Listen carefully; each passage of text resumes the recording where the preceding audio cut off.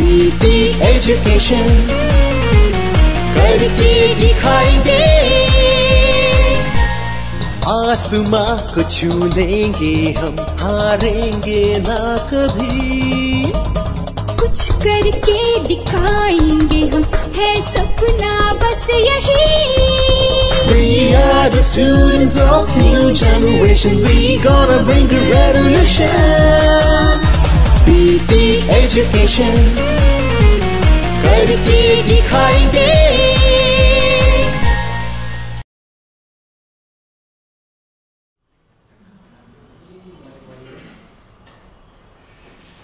Hi, good evening. बैठिए. So, how many of you wrote CAT on 16th? लगा ही था मुझे. How many are yet to write it on 22nd? हाँ जी, क्या हुआ? कुछ गलत पूछ लिया क्या? बाकी सबने दे दिया कल? हाथ नहीं उठे सारे. कितनों ने कल दिया? हाथ उठाओ वापस. और कुछ लोग CAT दे ही नहीं रहे लगता है. No problems. Okay. So let's get started with the CAT analysis. All the efforts of all these months and some of us years,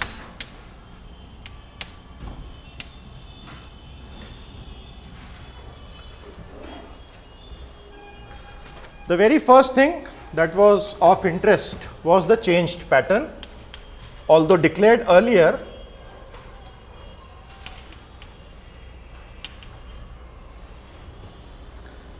So for the past so many years, CAT was using a certain pattern. What was that pattern? The old one, 30-30, and how many minutes each? 70-70. तो दोनों pattern का comparison बना लेते हैं फटाफट. For those of you who might yet be waiting in the wings to write it, or for those who haven't written it this year and are planning to do it the next year, it would be of some use. And how many minutes till the last year? And how many this year? Exactly. So that's the basic change. But the more fundamental change was, actually it was 70 and 70. So that completely changes the game. Those of you who actually strategize while writing the CAT would have felt it. जब आपके पास 170 minute हैं और पूरी freedom है आगे पीछे चलने की, तो पूरा गेम ही बदल जाता है. Because you can actually strategize, you can actually do some SSSS, you can actually go back and forth. If there's a set that you're unable to do and you are depressed, you can actually change the whole section, which is something we don't recommend always. But so personally, I am in favor of the new section. The new pattern. The new pattern is something that I really favor. बहुत अच्छा pattern है और यही होना चाहिए MBA entrance के लिए. The strategy changes completely. How? Let us see. 4 points हैं strategy से जुड़े, चारों लिख के समझ लेते हैं. In the new pattern, the strategy changes completely. How exactly does it change? Let's see. First of all, we have just seen that there are no sectional time limits.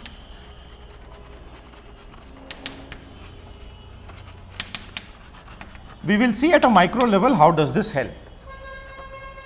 See, there was the feature of full question paper visible, yes or no? Till last year, that feature was missing. In fact, even within a section, Prometric would not give you a chance to view that full section. So you had to click, click, click, click, click to view all the questions. This year, TCS is giving a wonderful feature, view the entire question paper. So right at the beginning, you can scroll instead of click, click, click, which is very irritating. You can just scroll down और आप पूरा paper देख सकते हो शुरू से आखिर तक. How many of you use that feature? It is actually very strongly recommended कि पहले 2 मिनट तो यही करना चाहिए. Why? Because you know that there are no sectional time limits. तो आपको सबसे पहले ये देखना है कि यार पेपर में मेरे लायक क्या है. अब आपकी जो भी स्ट्रेंथ है और जो भी नंबर 2 स्ट्रेंथ है, उस हिसाब से viewing the full question paper पहले 2 मिनट में या 3 मिनट में gives you a very good sense of confidence. और जिन्होंने ये नहीं किया उन्होंने बहुत बड़ी गलती की है, क्योंकि there were at least 5 to 8 questions in quants which were absolute sitters. Quant section में 5 से 8 क्वेश्चंस ऐसे थे, मैं डीआई और एलआर की बात नहीं कर रहा हूं, प्योर मैथ्स की, प्रॉब्लम सॉल्विंग, क्वांटिटेटिव एप्टीट्यूड की, जो मेंटली होते हैं. प्रॉफिट एंड लॉस के कुछ क्वेश्चंस थे, टाइम स्पीड डिस्टेंस के कुछ क्वेश्चन थे जो सीधे ऑप्शन डालने से होते हैं, and techniques which we have discussed in the classes repeatedly. But in case you did not go through the entire question paper once initially, it is quite possible that some students might have simply missed out on a sitter. And if you have missed out on a sitter, it's a very serious problem, because एक question अगर आपसे easy question छूट गया तो उसका impact तो बहुत बड़ा आएगा, क्योंकि वो बाकी सबने कर लिया होगा, इतना ध्यान रखना.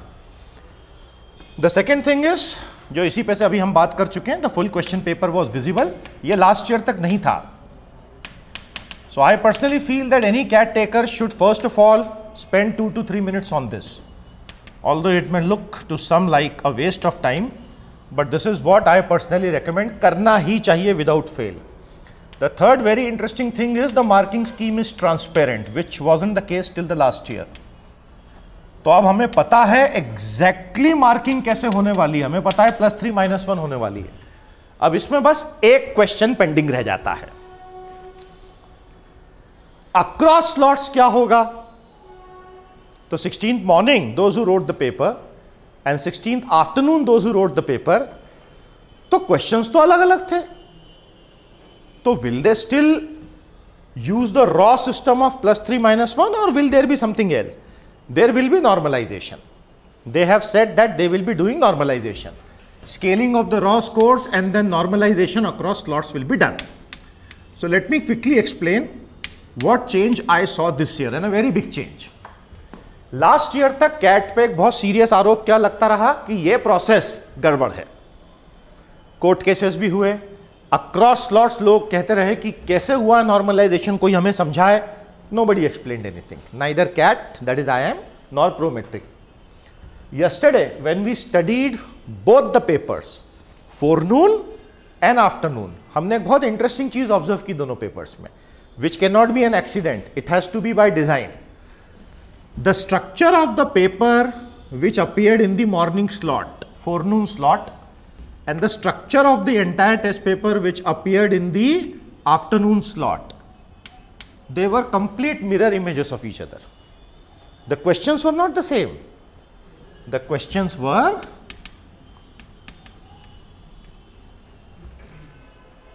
similar.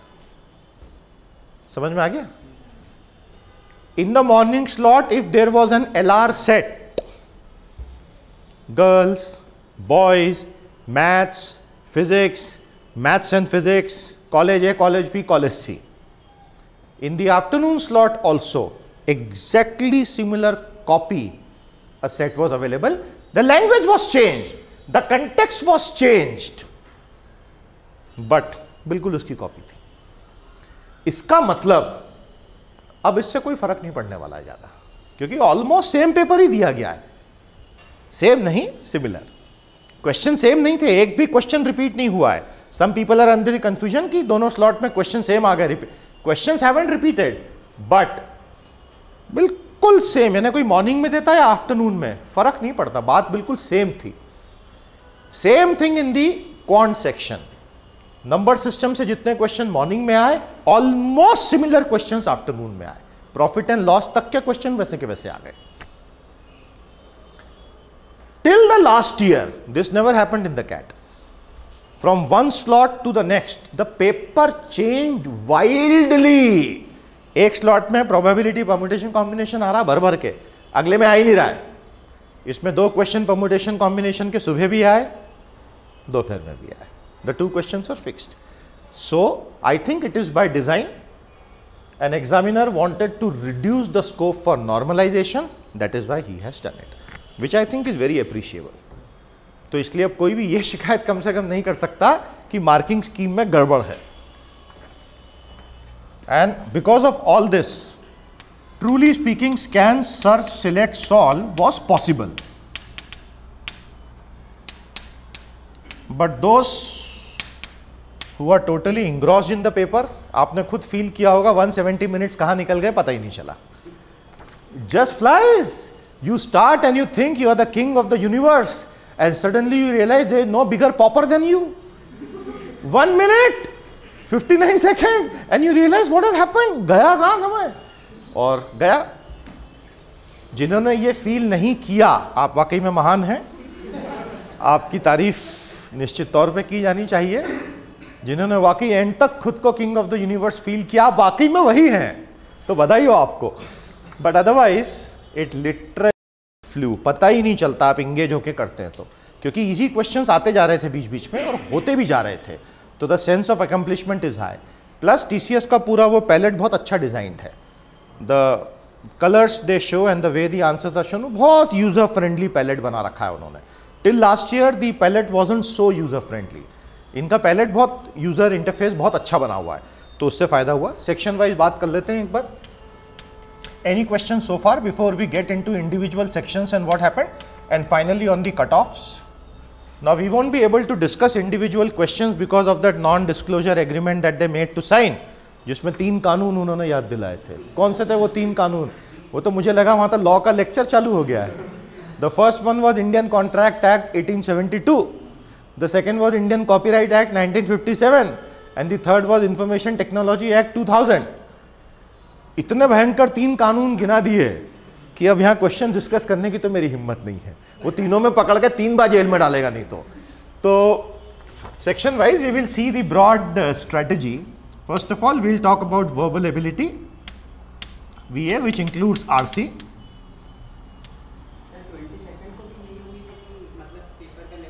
Exactly. The question is what will happen in the next slot now. 22nd को क्या होगा. 100% सेम रहेगा पेपर. इस बात की बहुत, ये देखने के बाद specially I think it is very rare that they will make a very big change. But तुमने तो कल दे दिया था ना, फिर से दे रहे हो क्या? 2 बार तो नहीं भरा है ना फॉर्म? वो तीनों कानून याद रखना. हाँ दिक्कत हो जाएगी. ये सवाल कोई पूछता है तो बड़ा शक होता है एकदम से कि क्या बात है भाई, ये सवाल क्यों पूछ रहा है. But anyway, so let me, I mean on a serious note, because I saw this yesterday, so I think the next 2 will be, or the pattern may change completely and that new change pattern here उसकी copy यहाँ दिखेगी. ये भी हो सकता है. तो यही 2 चीजें होंगी, या तो एग्जैक्टली ये का ये pattern with all new questions of course, और उसकी copy with all new questions of course, और totally new pattern and similar. यही 2 संभावनाएं हैं. Otherwise, this will again become a nightmare. And I think a majority of the candidates has written the paper yesterday. Majority ने कल paper दे दिया. बहुत कम लोगों को अगला स्लॉट मिला है, तो majority is through yesterday. तो verbal ability, इसके साथ में था logical reasoning. Verbal में जितने लोग खुश हुए होंगे वो logical देख के हवा निकल गई सबकी. Because the sets in logical weren't very easy, so we'll see how should you have gone about it. Quants, surprisingly very manageable section. इस तरह इतने आसान questions quant में usually आते नहीं हैं. Coupled with data interpretation, एक एक करके देखते हैं. We start with verbal ability. Verbal ability से शुरू करते हैं. Overall अगर इसका toughness की बात करूं मैं, अब toughness is a very relative term, but हम एक ओवरऑल बात करते हैं, तो for verbal ability I would say the toughness level was moderate. It was not easy because the RC passages they were very nicely worded. They were not easy to read. वो आसान तो नहीं थे, उनको पढ़ने में भी एफर्ट लगता. टॉपिक्स बहुत अच्छे अच्छे थे. The topics for RC were really good. Themes अलग अलग थी. Colonialism and India's intellectual tradition, बहुत अच्छी थीम है. टेक्नोलॉजी, उस पर हमने बहुत कुछ क्लास में किया था. We did so much in RC. Technology and how technology grows by itself over a period of time. Scotland and Kurdistan, अच्छे टॉपिक्स हैं ये. These are good topics. इसलिए मैं कहूंगा कि मॉडरेट था. प्लस उनके ऑप्शंस भी बड़े क्लोज थे. पार्डन? एग्जैक्टली तो वो भी देखते हैं उनको कैसे करना है. So you had 4 RCs of 4 questions each. 16 was fixed. Similarly in LR you have 4 sets of 4 questions each. 16 fixed. Similarly in DI you had 4 sets of 4 questions each. 16 fixed. 16, 16, 16 ये तो फिक्स हो गया. At a very broad level 4 set जो LR के यहां आए हैं, if you have done very well in verbal ability, you should have focused on doing 2. If you have done 2 with a lot of focus and energy, it is good enough. Similarly in DI, if you have done 2, it is good enough. The problem कहां पे आएगी? आप पहले 1-2 minute में ये तय नहीं कर पा रहे हो कि LR के 4 सेट्स में से मैं कौन से 2 सेट करूंगा, और जो सामने आ गया वो आपने कर लिया. That's a very bad idea. That's the reason we suggested. Because देखिए LR में भी after so much of practice in the Pinnacle course, you instinctively come to know after looking at a set कि ये मुझसे होगा या ये मुझसे नहीं होगा. LR और DI दोनों में या तो कोई सेट कैलकुलेशन इंटेंसिव होता है, सेट देखते ही समझ में आ जाता है कि यार इसमें कैलकुलेशन बहुत होंगे. अब फॉर एग्जाम्पल DI में 4 जजेस वाला बार ग्राफ आया था, याद आ रहा है वो बार ग्राफ? इतना बढ़िया बार ग्राफ था कि वो देखते ही समझ में आता है कि इसमें बहुत इन्वॉल्व्ड कैलकुलेशंस होंगे. कैलकुलेशंस बेसिक हैं, परसेंटेज में परसेंटेज निकालना पड़ेगा. तो if you are not very comfortable doing calculations, तो फिर आपको पता है कि मुझे ये प्रायोरिटी पे नहीं लेना है. इसीलिए choice is very very important. You should know कि ये मैं करूंगा और ये मैं प्रायोरिटी पे नहीं करूंगा. चारों करना जरूरी नहीं है. You don't need to do all 4. Nobody can. Top 10 को छोड़ दो, nobody else will be able to do all 4. Possible ही नहीं है. कुछ थे जो एकदम लॉजिकल थे, ऑन ऑफ स्विचेस और credits given for the courses in a binary manner. Totally logical. If you are very comfortable with intense logic, तो आपको ये उठाना पहले चाहिए था. अगर intense logic आपकी strength नहीं है तो आपको ये उठाना चाहिए.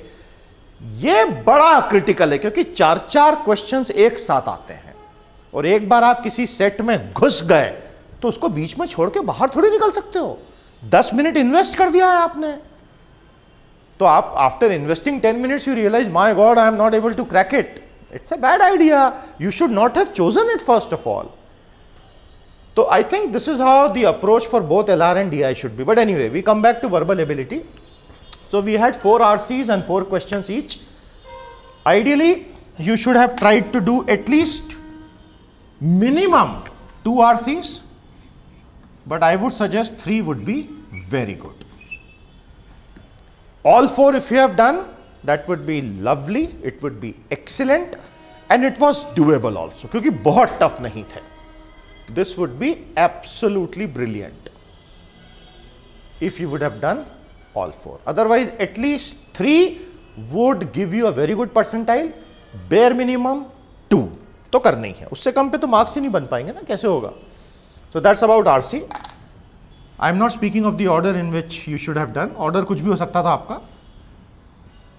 Another very interesting thing about verbal ability as compared to the past 5 years. अब मेरे को 23 साल हो गए कैट देते देते. पिछले 5 साल की बात करूं अभी, पिछले 5 साल में फिल इन द ब्लैंक बहुत आते थे, एनालॉजीज भी आई हैं, बहुत आते थे मतलब एटलीस्ट 2-3 तो आ ही जाते थे. एनालॉजीज आती थी और एक दो सिनोनिम एंटोनिम भी आ जाते थे. मेरे पास एक जो बच्चा बैठा था उसने पूछा, सर आप टीचर हैं? मैंने कहा हाँ. सर आप हर साल कैट देते हैं? मैंने कहा हाँ. सर ये कौन सा साल है? मैंने कहा 23वां. बोले सर मेरी उम्र है 20 साल. मैंने कहा कोई बात नहीं बेटा, चलता है. So we had no fill in the blanks, we had no vocabulary. और इससे भी बड़ी ट्रेजेडी तो मेरे घर पे होती है. मैं हर साल जब भी कैट देने जाता हूँ, अब बेटी बड़ी हो गई है, अभी भी छोटी है पर अब अक्ल आ गई है, तो वो पिछले 3-4 साल से मुझे टोकती है कि आप हर साल ये कहाँ जाते हो? मैंने कहा मैं कैट लिखने. बोले आपका सिलेक्शन क्यों नहीं होता है? मैंने कहा तू बड़ी होगी तो समझ जाएगी. तो कल फिर उसने पूछा कि इस बार आप पास हो जाओगे कि नहीं? So no fill in the blank, no vocab, nothing. So that makes the section slightly tricky. Critical reasoning बहुत अच्छी आई थी. They had asked critical reasoning questions, inference based. Which of the following can be inferred from the passage given? Para jumbles, very easy. 5 sentence para jumbles the. What is the standard technique we have always used in the class solving para jumble? सीधे option से शुरू करना. Maximum of them started ABAB. Only one had ABCD. कि बाकी सारे ABAB. यार आधा question तो वहीं सॉल्व हो गया यार, 2 ऑप्शन तो पता ही चल के देखते, ये तो हो ही नहीं सकता. अगर आपने ये सब टेक्निक्स वाकई में लगाई हैं जो आपको बताई गई थी, काम बिल्कुल बनना चाहिए. पैराजंबल्स तो सारे सही जाने ही चाहिए, there is no question about it. और क्या क्या था आरसी में देख लेते हैं. समरी ऑफ पैसेज था, ऑड सेंटेंस आउट था. That was a nice variety. हमने क्लास में किया हुआ है वैसे. ऑड मैन आउट की जगह ऑड सेंटेंस आउट था, बट उसके डायरेक्शंस बहुत इंपॉर्टेंट हैं, ध्यान रखना. Those who haven't read the directions और those who will miss out reading directions to this, chances are they will get it wrong. Directions said, which of the following is the sentence that doesn't fit in after making a coherent paragraph? So if you look at them directly, 4 separate items, तो उसमें से एक odd one out दिखता है. पर अगर para बनाते हैं तो कोई दूसरा ही ऑड वन आउट आ जाता है. तो ये मैंने वो चारों क्वेश्चंस पे ट्राई किया, and I saw that in all 4 if I don't make a para तो ऑड वन आउट कुछ और दिखता है, and if I make a para odd one out कुछ और आता है. So that is why if you did not read the direction and made a para and then eliminated, chances are ये चारों गलत हो जाएंगे. ऑल्दो आपको ये रियलाइज नहीं हो रहा होगा उस वक्त सॉल्व करते वक्त, but coherent para was the key. Very, very nicely designed set, and chances are a lot of students are going to get it wrong, those who are not in the habit of reading directions. वो गलत जाने ही जाने हैं. और कौन सी variety छूट गई भाई? Grammar. Which of them represents the correct fragment? तो करेक्ट फ्रैगमेंट आइडेंटिफिकेशन करना था. बहुत इजी नहीं थे ये questions, but out of this entire set critical reasoning बिल्कुल होना चाहिए था. पैरा जंबल तो 5 हो जाने चाहिए थे. ऑड सेंटेंस हाउस बिल्कुल होने चाहिए थे. ये तो हो ही सकते हैं, और इसमें से 2 पैरा तो हो ही सकते हैं. So overall in verbal ability, the number of questions in verbal ability कितना था टोटल? हाँ जी, एलआर में कितना था? डीआई में कितना था? और क्वांट्स में कितना था? 34 ही होगा ना.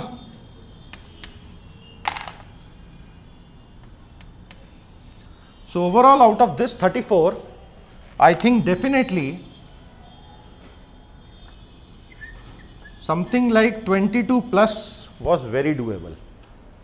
इतने करने चाहिए थे, और इससे जैसे जैसे कम होते जाएंगे वैसे वैसे परसेंटाइल कम होगा. और बहुत एक्सीलेंट अगर परफॉर्मेंस की बात करें तो 25 plus.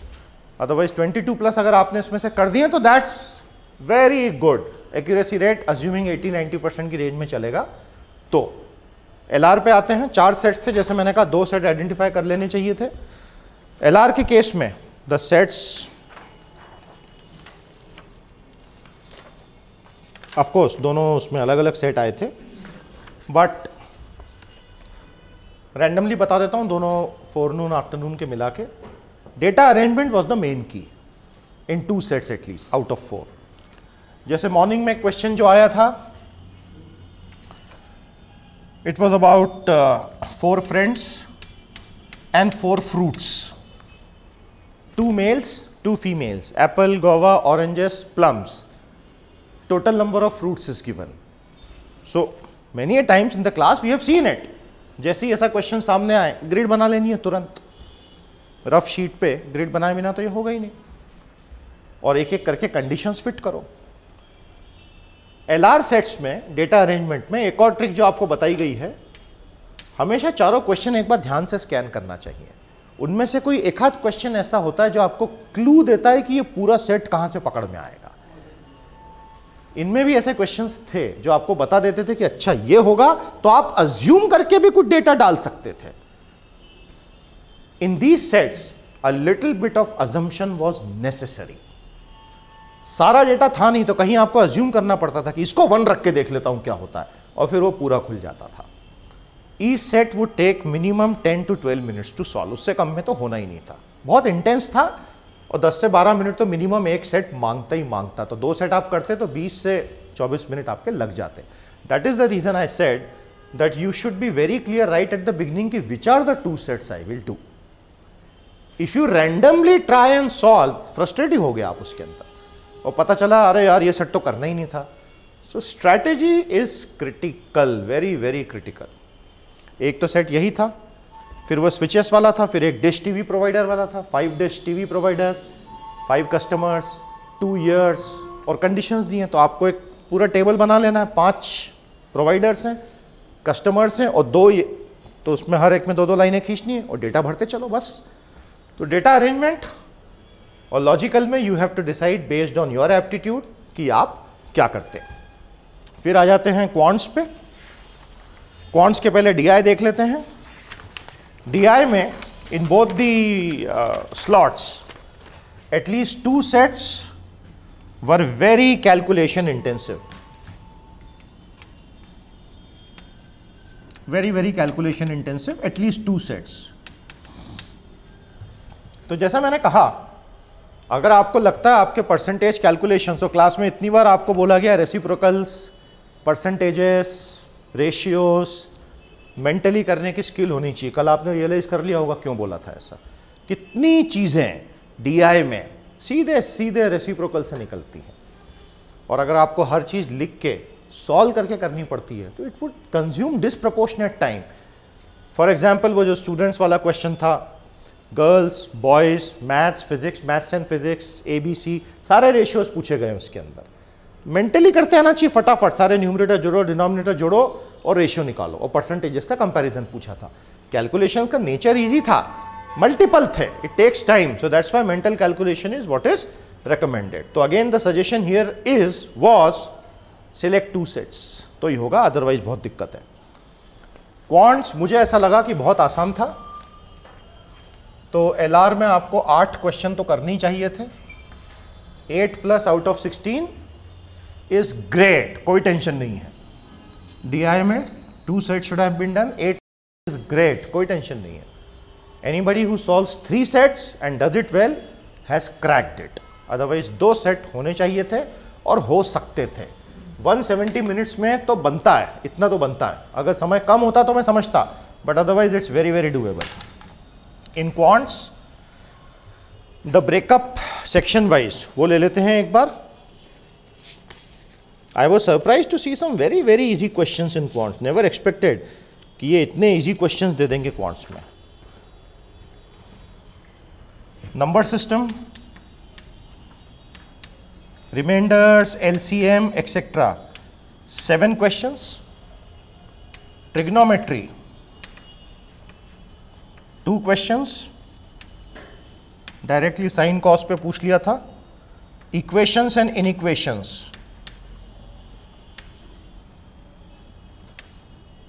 5 questions. That was interesting. 5 question थे इक्वेशंस और इनइक्वेशंस पे. Quadratic equations, roots of quadratic equation. The very interesting thing was you could solve them using options.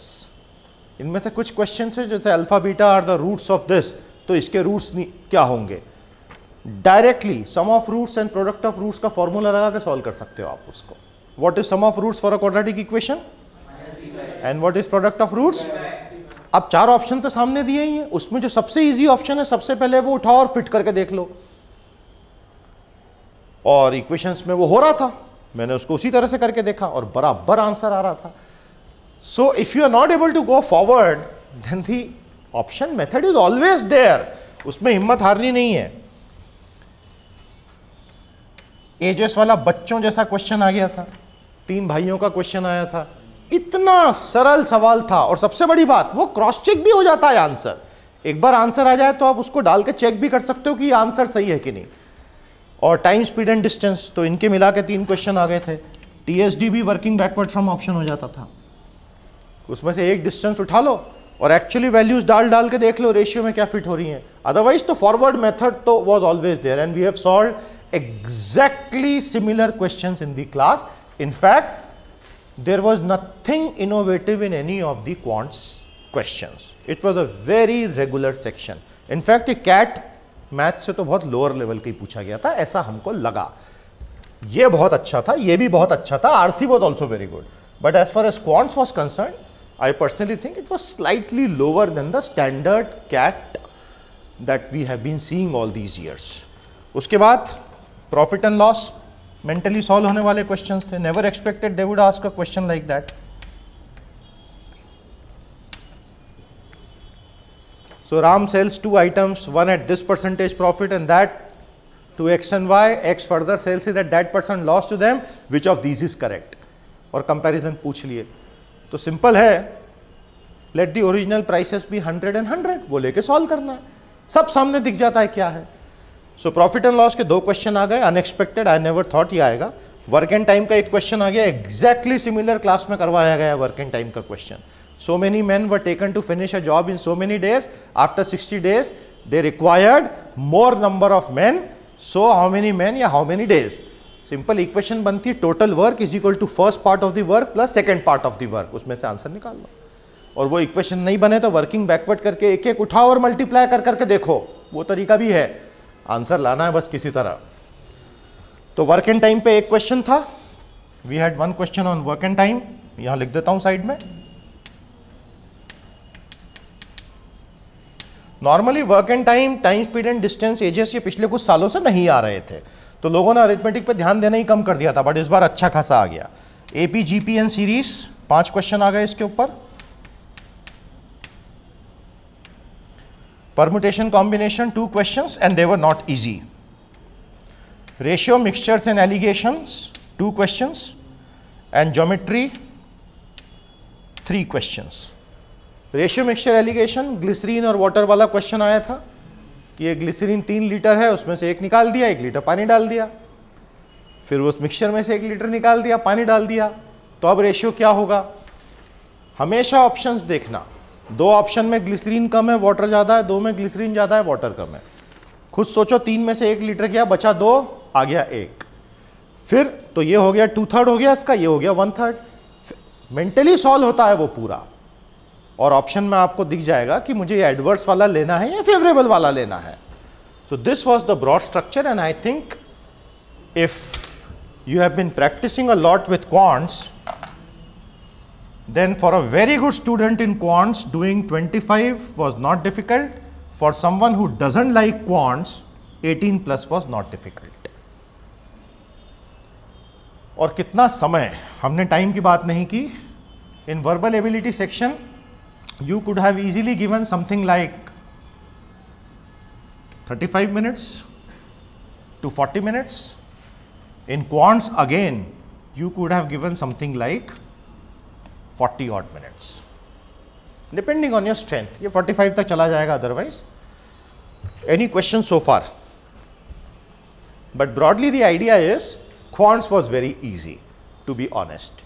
ये moderate है, LR was tough, DI was moderate, quants was easy. And this is absolutely true. No doubt about it. तो अगर इसमें आपने 8 ढंग से कर लिए and you gave 20 minutes or say 25 or even 30 minutes and similarly here, तो फिर आपके पास समय बचता वापस पूरा स्कैन करके जो जो क्वेश्चन छूट गए उनको कंप्लीट करने का. You could do a second round scanning through the entire paper. तो अभी मैं कट ऑफ्स और वो टेबल बना के दूंगा category wise, general, OBC, SC, पूरा एक टेबल बना के आपको बता दूंगा. But this is how the entire thing was. Very very predictable, very manageable, बहुत ज़्यादा डिफिकल्ट कुछ भी नहीं. Your questions please. The only thing left is to discuss the cut offs. Questions हम स्पेसिफिकली डिस्कस नहीं कर रहे हैं because that NDA was very very toughly worded. तो we will not get into individual questions today. But if you have any query, go ahead and ask.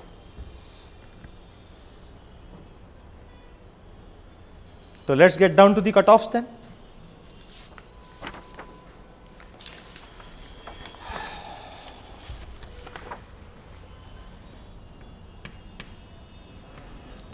Top IIMs, something like at least 3 calls, at least 1 call. पहले category बना देता हूँ. Colleges like MDI Gurgaon, which would rank next after top IIMs. Colleges like NITI, IMT Ghaziabad, IMI, etc. Colleges like SP Jain, which might have an extra weightage for WorkX, MDI HR, Nirma, etc. Colleges like MICA, colleges like IMT, TAPME, KJ Somaiya, UBS, etc. Then the next rung, LBS, IMDR, BIM Trichy,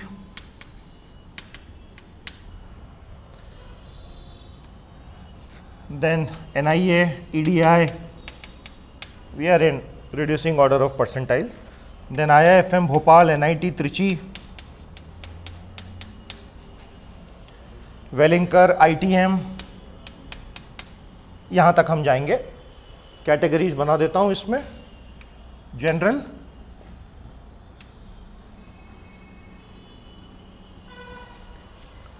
SC, ST,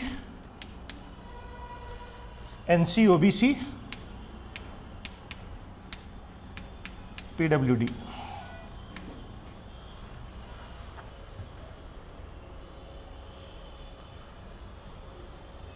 अब अगर हम इसमें देखें, for the top performance here a score of 170 plus 3R minus W फॉर्मूले से, which would mean getting at least 57 net correct. This is the pattern we will follow. So a score of 170 net and getting 57 correct is something that is expected.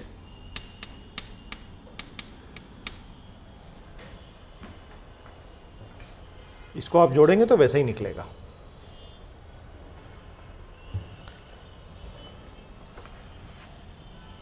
For OBC ये इससे थोड़ा सा कम होगा, तो इस order में चलता है. जनरल के बाद आता है ओबीसी, उसके बाद आएगा एससी और उसके बाद आएगा एसटी. जनरल ओबीसी में यूजुअली 2 से 3% का फर्क रहेगा.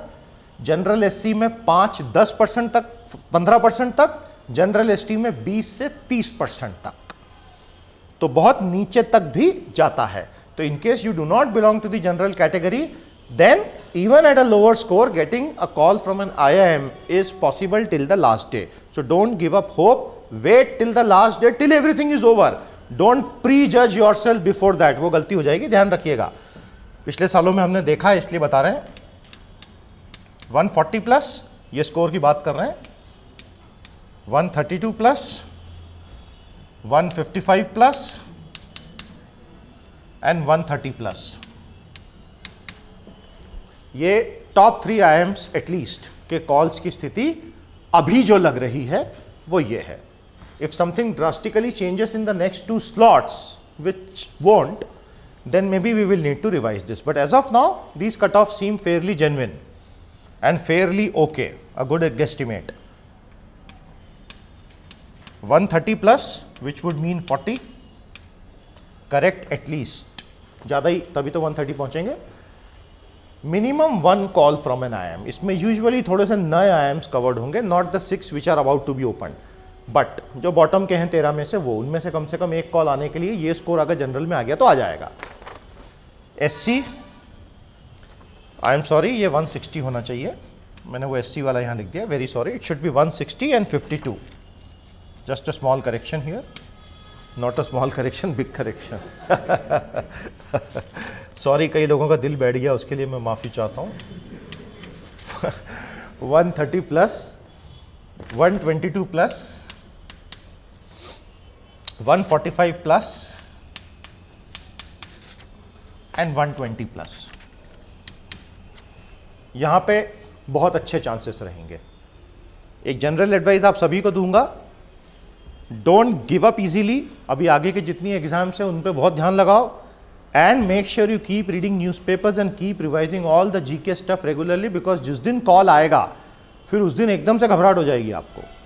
15 दिन बाद अगर इंटरव्यू आ गया and you don't have a lot of time to prepare and you have already given up and you have stop reading newspaper, stop revising and stop doing everything, तो लास्ट मोमेंट पे फिर हाथ में आई opportunity ढंग से capitalise नहीं होगी। इसलिए आप तो मेहनत करते चलो। एमडीआई पे आ जाते हैं, यूजुअली हाई रहता है इसलिए 155 प्लस लिख रहा हूं, एंड 49, 125, 115, 140, 115। ये टॉप लेयर में इस तरह से चलना चाहिए। निटी की अगर बात करें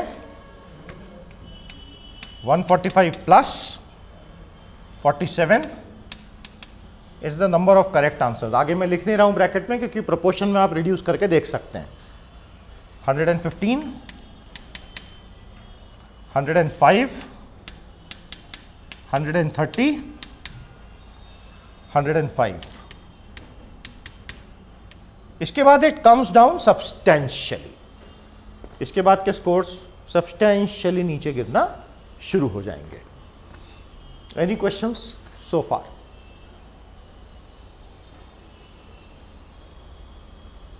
Another thing which I missed out mentioning earlier, across the two sections, it is very important that you give a balanced performance.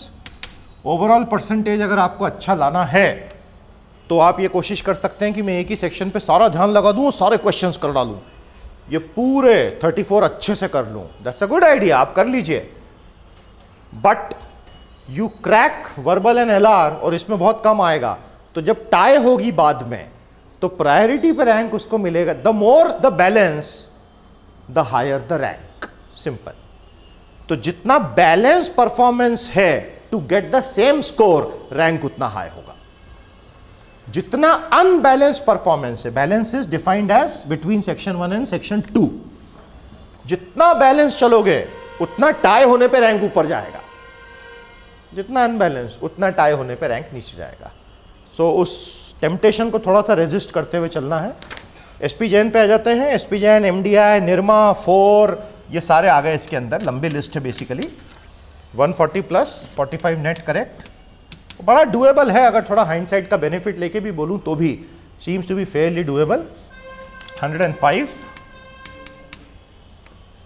100, 125, 100।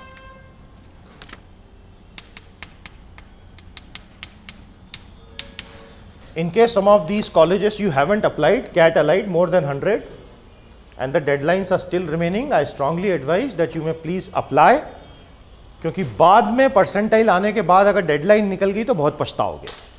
तो अगर आपको लगता है इस रेंज में मार्क्स आ जाएंगे, थोड़ी भी अगर उम्मीद लग रही है, you must apply and keep your options open for colleges in the range of mica etcetera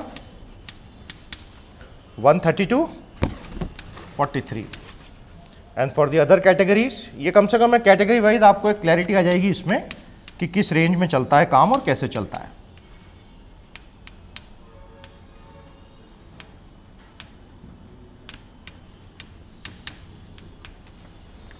last year we had a student जो बिल्कुल उम्मीद छोड़ के बैठ गया था, मेरे तो कॉल्स आ ही नहीं सकते, बहुत कम परफॉर्मेंस है मेरा।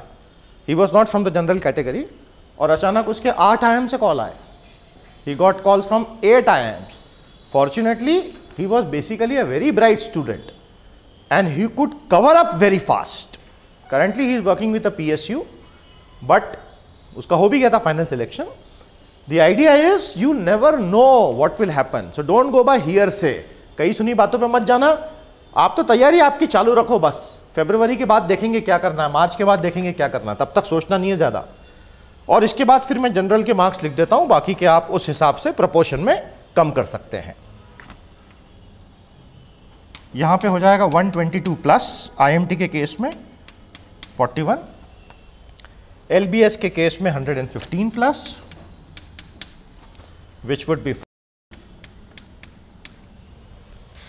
NIA, BIM टेक, BIMTech जिसको कहते हैं, SDM, IMD, EDI, very manageable here. IIFM Bhopal, NIT Trichy, etc. And finally, Wellinger, etc.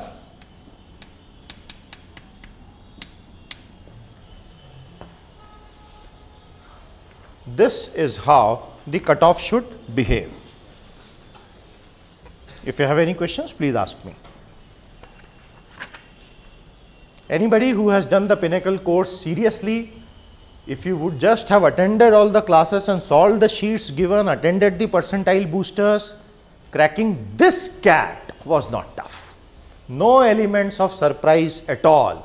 एक भी क्वेश्चन ऐसा नहीं था जो आप वहां पहली बार देखते, सब कुछ हो चुका था क्लास में, बस थोड़ी सी सिंसियरिटी होती तो बड़े पोर्शंस आप आराम से मैनेज कर लेते। और नेक्स्ट स्लॉट्स में भी कैट ऐसा ही रहेगा, 99%, कोई चेंज नहीं होना। मुझे बिल्कुल नहीं लगता कि कोई बड़ा चेंज होगा इसमें। बोलो भाई, any final questions, anything you wish to ask? इतना सन्नाटा क्यों है भाई?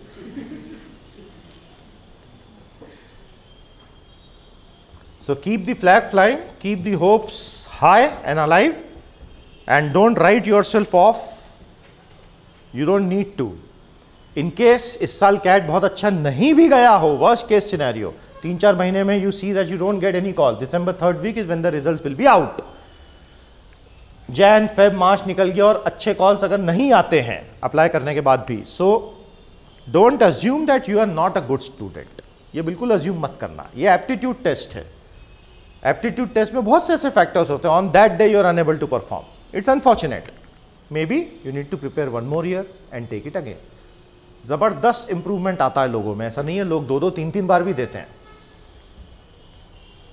लेकिन अगर आपने अपना बेस्ट एफर्ट इस साल लगा दिया है, this is important, you put in all your effort this year sincerely, and that day also you were very confident, enthusiastic, and you have done your best, then the percentile you get is very reflective of your potential.